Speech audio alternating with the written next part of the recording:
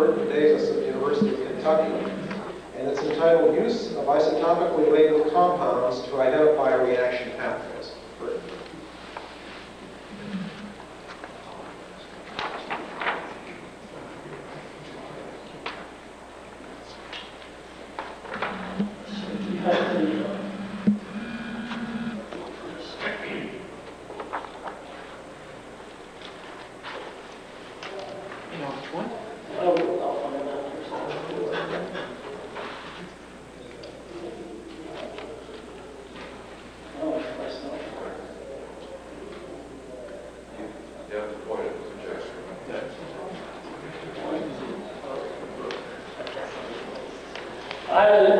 In this slide, I have shown some older data from some larger pilot plants.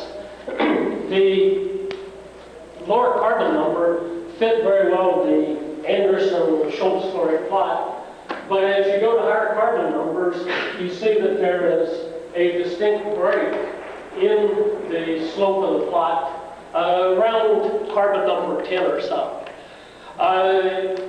The break is surprising, but the amazing thing to me is that these people in 1950 were able to do analysis accurately enough to be able to obtain data good enough to generate these kind of plots.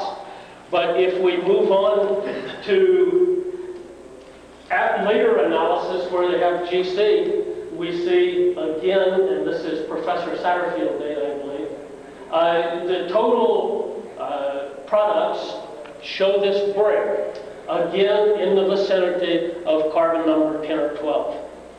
Now, with this better analytical technique, if we look at the oxygenates or the olefins, we see that neither of these products appear to follow the break, but that if you look at the paraffins, these do follow the same break, and so the paraffins appear to be what is giving the dominant break in the Anderson-Schultz-Flory plot.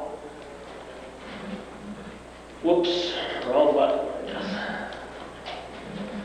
I guess. This is some other data. Again, the olefins show a straight line up through carbon number 21. This is iron 1 silica. This is work of Igor and Wojciechowski. The paraffins show the break and the total products show the break. So that enough groups have gotten this break that it apparently is an experimental reality. Something which is not given much attention is the isoalkene percentage. This is data from Sasol that Professor Schultz generated in the analytical data. This is data that we have generated. And again, the isoalkene shows a break in the vicinity of where you get a break with the Anderson-Schultz-Flory plot.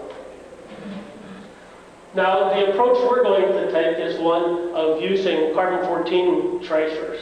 If you visualize CO and hydrogen forming the Fischer-Tropsch products, what we're going to do is add a carbon-14 labeled compound, in this case illustrated as ethylene. The ethylene, if it absorbs and becomes a part of the chain, then from then on, by following the carbon-14 distribution, you're able then to learn what this ethylene has done in the growing chain. Now, there's always the possibility that it forms a parallel chain, but it should, if ethylene is going to undergo secondary reactions in the Anderson-Schultz-Flory chain growth, then this added ethylene must also do that. Now, just to review very briefly, and I will just look at the top two curves, this is what you would expect if you have chain initiation by the added carbon-14 compound. You should get a constant molar activity with increasing carbon number. If the carbon-14 compound acts to propagate the chain, then succeeding carbon numbers will have higher activity.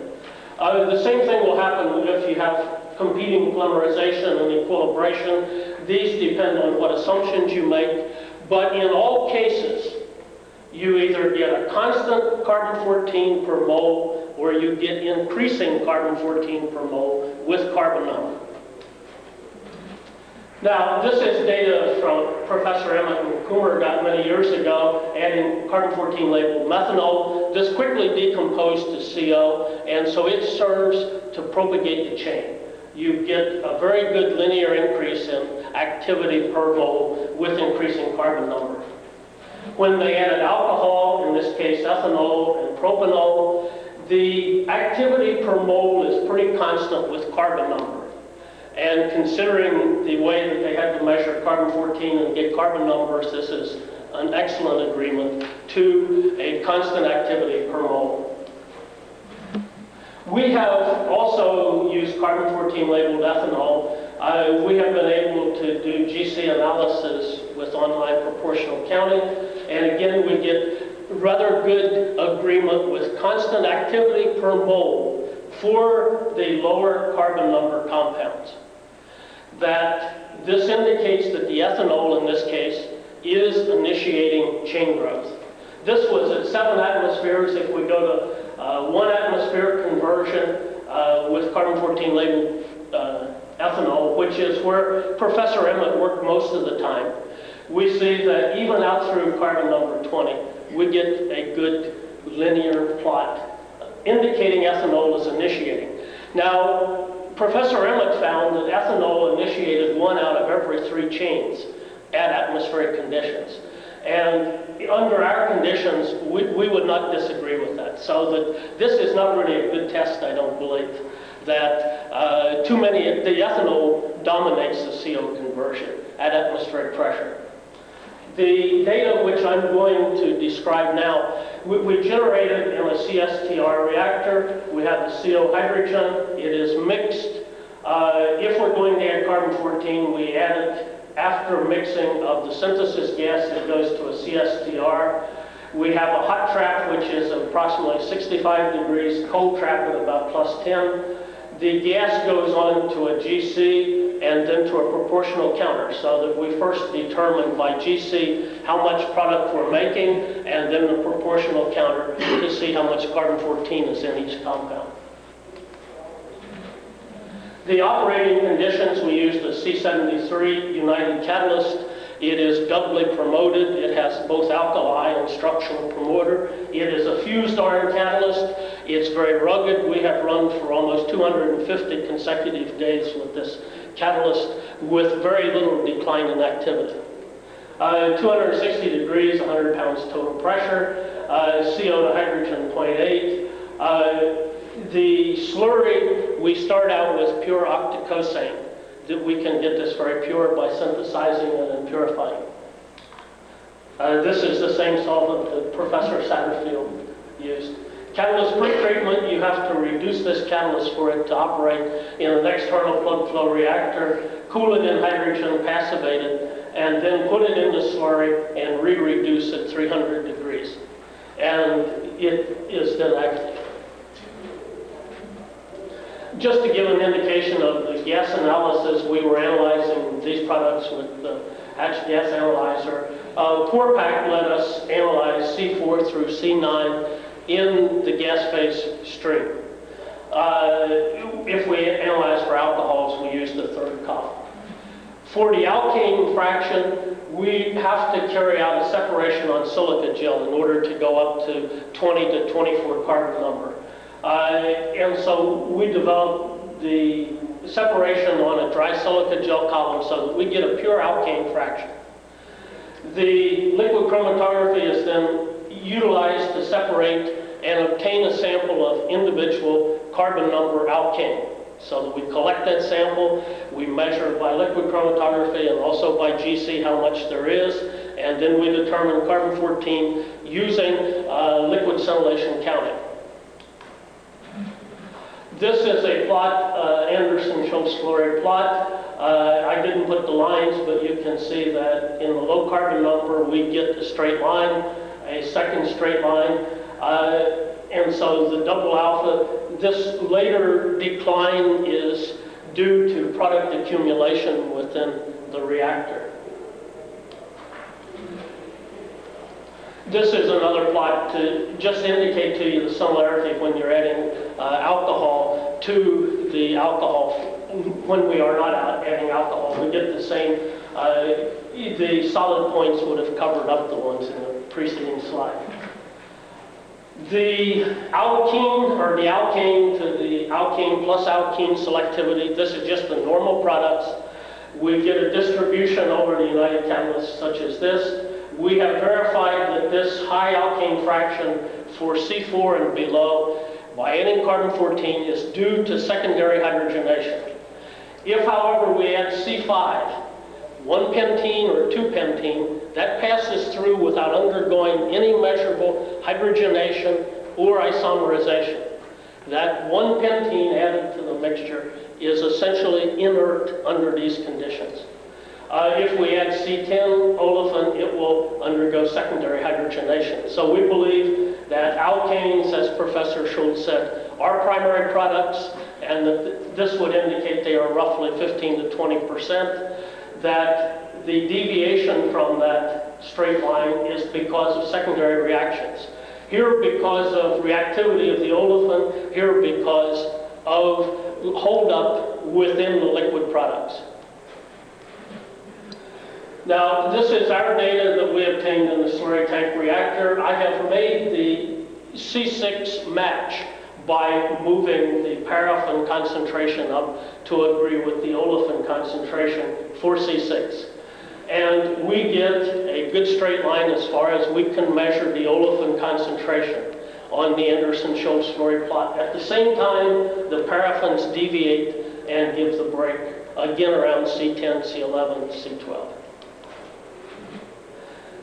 Now, before I do that, let me show you the carbon-14 that we got when we were adding pentanol, because this is going to decide whether you buy the story or not, I think. This is the relative activity when we add normal pentanol to the synthesis gas. The products C6 and higher, as far as we could measure, give a reasonable straight line indicating that the pentanol is initiating the synthesis. And it's only initiating synthesis. It is undergoing a direct hydrogenolysis to give you normal pentane. It is not undergoing a measurable amount of hydrogenolysis to give you lower products. Now, this is with the lower carbon, and this is what Professor Emmett has worked with. When we go to the higher carbon number compounds, we find a rather surprising result. And that is that the activity does not stay constant, nor does it increase, but it actually decreases. This is a fixed bed reactor. This is the slurry reactor. And so we see that as carbon number increases, there is a rapid decline in the carbon per mole. This is relative counts per minute per micromole. And as you go to higher carbon number, the activity declines. Now that shouldn't happen by any of the mechanisms that I have put up there. And so if we look at the product that is left in the reactor, this is experimentally measuring the amount of each carbon number in the slurry. We have omitted the C28. This is identical again to what Professor Satterfield or the PEXI people have reported for accumulation. Now what we're doing is adding at time 0, as Alex did, a labeled compound. But we're going on the basis of 24 hours where he's going on seconds. There is still a response for the carbon-14 compound to attain its steady state because of the fact we're using a slurry reactor. And so in the next, I have shown, this is the accumulation factor. The theta is the residence time, that is the amount of carbon number product in the slurry that we measure experimentally, divided by the amount produced from the measured alpha value per hour, the reaction time in hour, and then we add pentanol for 24 hours. So this gives a measure of accumulation, our approach to steady state isotope. The integral value, so that for C10, we would only get 95% of the carbon-14 out in our 24-hour period. And so as you go to higher carbon number, this is what we would calculate that we should correct our measured carbon-14 activity by in order to take into account the product that was already in the slurry reactor. Now when we do this, the circles are the experimental data, the squares are correcting for what has accumulated in the reactor. And that certainly doesn't get us up to the straight line that we would expect if it were going to continue just as an initiator that the lower weight products indicated. And what we have had to do, and I will go through this, is to assume that there are two alpha values, one of which does not produce carbon-14 labeled compound. If we make that correction, we can then obviously correct to get the constant value that we got for the lower carbon number. And so what we're saying is that, and we're saying that when we add the alcohol, presumably it will be the one that incorporates, and so the oxygenase will produce oxygenase, the alkenes and the alkanes. In this case of adding pentanol, these would contain carbon-14. At the same time, there is a parallel Fischer-Tropsch synthesis which produces predominantly paraffins, and these do not incorporate carbon-14. These serve to dilute in the reactor the products that are made by this. Now, these two have to be independent pathways. And so what we're saying is that in the low carbon number, this alpha dominates, and this is the one that incorporates the alcohol to give you the carbon-14 labeled compounds that go on the higher carbon number. At the lower carbon numbers, these dominate, these products, and so we do get a straight line. But as you go to higher carbon numbers, the ones that are labeled are being diluted by the unlabeled material. And so we have to make this second correction in order to get the product distribution to agree to give the constant value that you would need for initiation. Now, it's inviting to say that the CO goes on and two parallel mechanisms. This has been debated, but it would, since we're adding alcohol, be nice if this were the one that contained oxygenate. I have to be very honest, though, and say if we add olefin, we get a similar situation. So we have no reason for saying this should be the one that has oxygen, and this would be the one that is the carbon, but it would be nice if that were the case. Now, after we had come to this conclusion, we went back and looked at some gas chromatographs again. At the top, I'm showing you the proportional counter, which is a measure chemically of how many compounds are there and how much. The bottom is a measure from the proportional counter and tells you how much carbon-14 is in each product. I don't want to concentrate all of them, but let's just look first at peak corresponding to I prime and I. This is a large peak. It has a large amount of carbon-14. If we look at peak G, chemically, there is a lot of the compound corresponding to G, but when you look at G prime, the amount of carbon-14, you see that there's very little there. Now, this is initiating with normal pentanol. We have found that normal alcohols give you normal products predominantly. This peak corresponds to 2 or 3 methylpentane and isoalkane. And this isoalkane is being formed primarily from the CO hydrogen unlabeled. And so this is not just an isolated one. There are several compounds that we have analyzed with the proportional counter where we will chemically have hydrocarbon but not have carbon-14. when we look at the alkane and the alkene, we have both the chemical and the carbon-14 activity.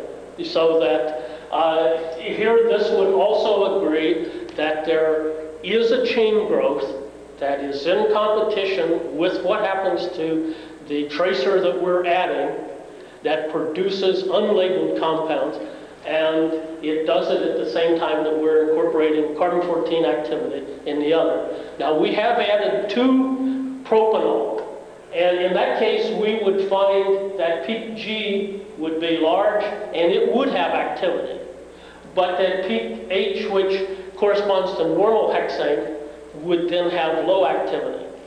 So it is symmetrical. The normal alcohol produces normal alkane. The branched alcohol produces predominantly branched alkane. But the branched alcohol incorporates much less than what the normal does.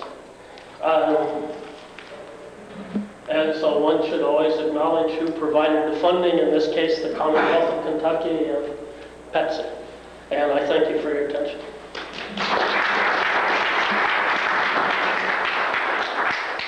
Questions?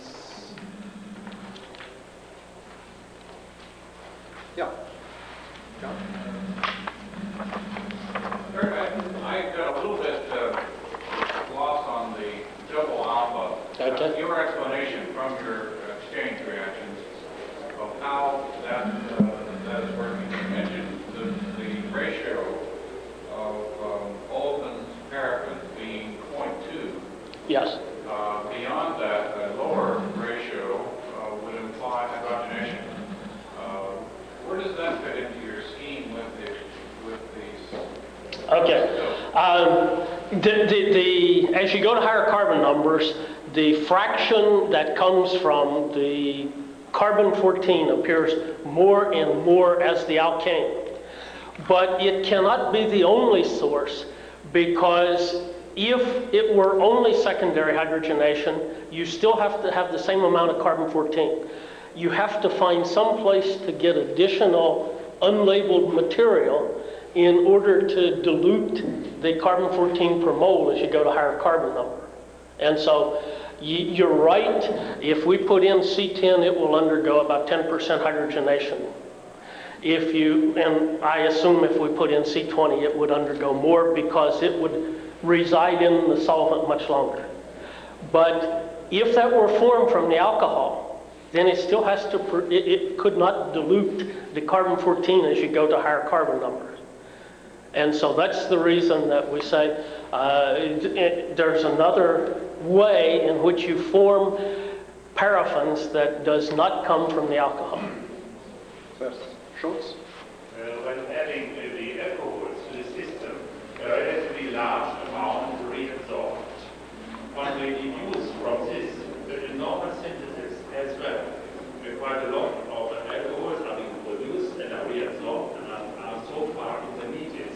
And then the oxygenate would play a bigger role in synthesis, chain growth, than one normally thinks.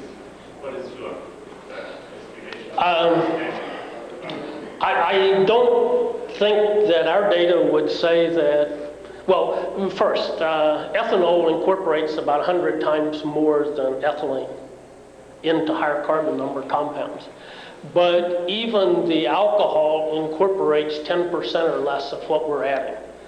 And so it does not dominate the conversion in the presence of CO. So it doesn't reabsorb to the exclusion of CO. Can you co-feed water? Sorry, Alex. Can you co-feed water and poison out one of these? We have not done that. Like GABA and K to not see incorporation in this system? Hopefully we will go to higher conversion. All of these were carried out at about 60% CO conversion. And so, yes, it would be nice to go higher conversion. We'll take one more question here. Yeah. What is the mechanism of the involvement of alcohol? There is a hydrogenolysis or dehydrogenation of your alcohol before entering the chain. The alcohol does two things that are directly measurable. One is that it undergoes hydrogenolysis to lose the OH to form normal pentane. but it does not form normal pentene. And so the alcohol, when it undergoes hydrogenolysis, forms only the alkane. It does undergo dehydrogenation, and with ethanol, the acetaldehyde, ethanol are in equilibrium with each other. And so we've never been able to run the aldehyde alone or the alcohol alone. So the alcohol does undergo dehydrogenation to a much greater extent than it does incorporation. The amount that incorporates is small. And I say we are adding much more than is there chemically, and it's still less than 10% total incorporation of the alcohol to higher carbon number compounds. Good. Thank you very much.